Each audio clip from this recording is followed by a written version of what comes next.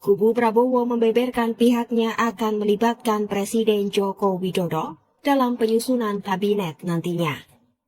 Hal ini tak terlepas dari kondisi ekonomi yang tidak baik-baik saja yang harus dihadapi Prabowo dalam proses transisi kepemimpinan ke depan. Kubu paslon nomor urut 2 menyadari pihaknya tidak akan mungkin mengabaikan segudang tantangan ekonomi yang berasal dari tingkat global maupun tataran domestik. Andaikan yang meminta jatah menteri adalah partai politik koalisi yang ikut berkampanye dan memenangkan Pak Prabowo, rasanya sih wajar bila mereka ini mendapatkan jatah menteri di kabinet mendatang. Kalau mereka yang meminta jatah, itu adalah praktek politik yang wajar dan lazim terjadi di banyak negara di seluruh dunia. Nah, pertanyaannya sekarang, berdasarkan berita dari majalah Tempo tadi, pertanyaannya, apabila yang meminta jatah kursi menteri adalah Presiden Jokowi, presiden yang sedang berkuasa saat ini, apa makna dari semua ini? Apa makna dari semua ini? Apakah ini mengkonfirmasi kalau Presiden Jokowi memang ikut cawe-cawe, ikut berjasa dalam pemenangan pasangan Prabowo Gibran di Pilpres lalu? Apakah ini mengkonfirmasi kalau pengucuran bansos secara jor-joran dan pelibatan aparat, ketidaknetralan aparat dalam Pilpres lalu memang atas perintah dari Presiden Jokowi dalam rangka memenangkan pasangan Prabowo Gibran di Pilpres lalu? Apakah ini mengkonfirmasi kalau keterlibatan Presiden Jokowi dalam pemenangan pasangan Prabowo Gibran sudah melampaui kewenangan dan merupakan tindakan abuse of power, tindakan pelanggaran kekuasaan? Apa yang sudah diberitakan oleh majalah Tempo soal cawe-cawe Pak Jokowi untuk mendapatkan jatah penentuan nama Kapolri dan nama Jaksa Agung harus kita kritisi dari dua sisi yang sudah dibahas tadi. Pertama, jabatan Kapolri dan Jaksa Agung harus independen, profesional, dan terbebas dari pengaruh serta kepentingan politik. Kemudian yang kedua, cawe-cawe Presiden Jokowi dalam penentuan kabinet Pak Prabowo mengkonfirmasi cawe-cawe yang melampaui batas dan melanggar aturan dalam pemenangan pasangan Prabowo Gibran. Dan makanya pula, sekali lagi, kita semua, kita sebagai masyarakat sipil yang peduli dan berdaya, kita perlu menyerukan kepada Pak Prabowo buat menolak cawe-cawe dari Presiden Jokowi ini. Kita harus menyerukan kepada Pak Prabowo agar posisi Kapolri dan Jaksa Agung benar-benar diduduki oleh orang-orang yang profesional dan independen, yang tidak tunduk pada arahan dan kepentingan tokoh dan kelompok tertentu. Apa yang kita suarakan ini adalah bagian dari penegakan nomokrasi, penegakan kedaulatan hukum, sebuah istilah yang sering didengungkan dan diingatkan oleh Prof. Mahfud MD. Kita harus menyuarakan dan memperjuangkan agar penegakan hukum, baik oleh kepolisian, kejaksaan maupun peradilan, semua itu terbebas dari pengaruh kekuasaan. Penegakan hukum haruslah terbebas dari pengaruh kekuasaan dan benar-benar semata-mata hanya demi keadilan dan kepentingan masyarakat. Kalau penegakan hukum sudah tunduk pada kekuasaan, tunduk pada arahan dan kepentingan tokoh dan kelompok tertentu, maka celakalah bangsa kita. Celakalah bangsa yang hukumnya bisa dipermainkan dan tunduk pada kekuasaan. Penegakan hukum yang bisa dipermainkan dan tunduk pada kekuasaan itu, dia nggak bakalan adil dan dia bakal tebang pilih. Dia nggak bakalan bisa melindungi rakyat. Dia nggak bakalan bisa melindungi kepentingan bisnis dan investasi. Penegakan hukum yang bisa dipermainkan dan tunduk pada kekuasaan itu, dia akan sewenang-wenang dan mematikan kepastian hukum yang sangat penting demi kemajuan bangsa kita. Makanya, sekali lagi, kalau kita komit pada penegakan hukum yang adil dan kepastian hukum, maka kita perlu menyerukan kepada Pak Prabowo agar posisi Kapolri dan Jaksa Agung benar-benar diduduki oleh orang-orang profesional yang independen, yang tidak tunduk pada arahan dan kepentingan tokoh dan kelompok tertentu, termasuk arahan dan kepentingan Pak Jokowi. Presiden Joko Widodo disebut-sebut akan ikut terlibat dalam pembentukan kabinet di pemerintahan baru mendatang. Koordinator Staf Khusus Presiden Ari Dwi Payana membantah soal cawe-cawe Presiden Jokowi dalam pembentukan kabinet mendatang. Ari Dwi Payana menyatakan pengangkatan menteri dalam kabinet mendatang menjadi hak prerogatif Presiden terpilih.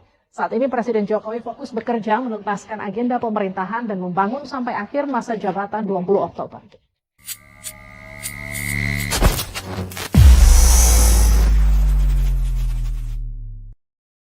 Bismillahirrahmanirrahim.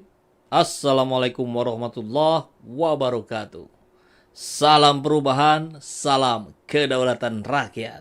Selamat jalan penjilat lama. Selamat datang penjilat baru. Tenang, negara ini tidak akan kehabisan stok penjilat. Bentar lagi akan muncul para penjilat pragib.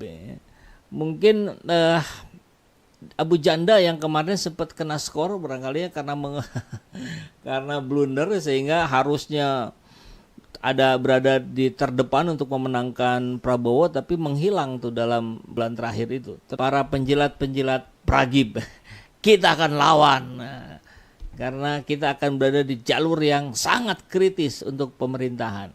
Meskipun di situ kemudian bergabung orang-orang yang tempo hari pernah dekat dengan kita, nggak ada masalah. Kritik itu bukan persoalan kebencian secara personal atau urusan pribadi, nggak ada. Ini untuk kepentingan negara. Fungsi check and balances yang akan sangat lemah di DPR itu sudah bisa kita pastikan ya.